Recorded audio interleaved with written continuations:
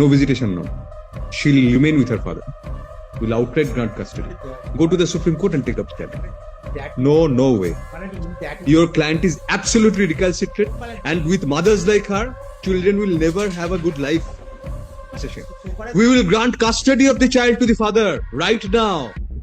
We'll put it as to be mentioned tomorrow. She'll come here. She'll be given to her father in our presence, and she'll remain in the custody of her father. How dare your client do this?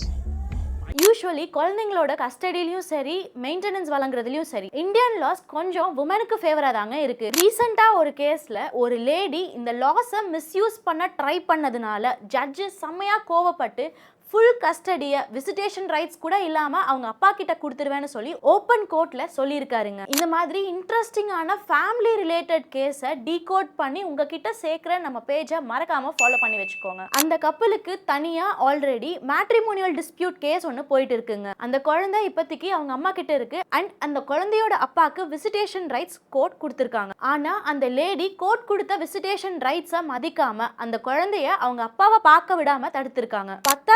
அந்த குழந்தைக்கு அவங்க mental ட்ராமாவும் cos பண்ணியிருக்காங்க. இதெல்லாம் பண்ணது பத்தாம அந்த lady இப்போ restitution of conjugal rights apply பண்ணியிருக்காங்க. நான் என் புருஷன் கூட சேர்ந்து வாழ ஆசைப்படுறேன், எப்படியாச்சும் என்ன சேர்த்து வைங்க அப்படின்னு சொல்லியும் கேட்டிருக்காங்க. அது மட்டும் இல்லாம என்னை என் புருஷன் கூட சேர்த்து வைக்காத வர என் குழந்தைய அவங்க அப்பாவை பார்க்க விடமாட்டேன்னு சொல்லியும் பிளாக்மெயில் பண்ணியிருக்காங்க. என்ன கேட்டீங்கன்னா முடிஞ்ச வர 2 பேரும் சேர்ந்து வாழ ட்ரை பண்ணணுங்க. ஒரு வேலை செட் ஆகல கோர்ட்டு கேஸ்ன்னு போயிடுச்சுன்னா அமைதியா மியூச்சுவல் டிவோர்ஸ் வாங்கிட்டு போயிடணுங்க. அதை விட்டுட்டு இந்த மாதிரி டைம் வேஸ்ட் பண்ணிட்டு இருக்கிறது 2 பேரோட ஃபியூச்சரையும் தாங்க பயங்கரமா அஃபெக்ட் பண்ண போகுது. அண்ட் என்னைக்குமே யாரையும் பிளாக்மெயில் பண்ணிடலாம் ரொம்ப காலம்லாம் கூட வச்சுட்டு இருக்க முடியாதுங்க. இந்த விஷயம் பத்தி நீங்க என்ன நினைக்கிறீங்கன்னு சொல்லி மறக்காம கமெண்ட்ஸ்ல சொல்லுங்க. கல்யாணம் ஆன நாள்ல இருந்து சண்டை போட்டுக்கிட்டே இருக்கிற உங்க ஃப்ரெண்ட்ஸுக்கு இந்த வீடியோவை ஷேர் பண்ணி அவேர்னஸ் கிரியேட் பண்ணுங்க.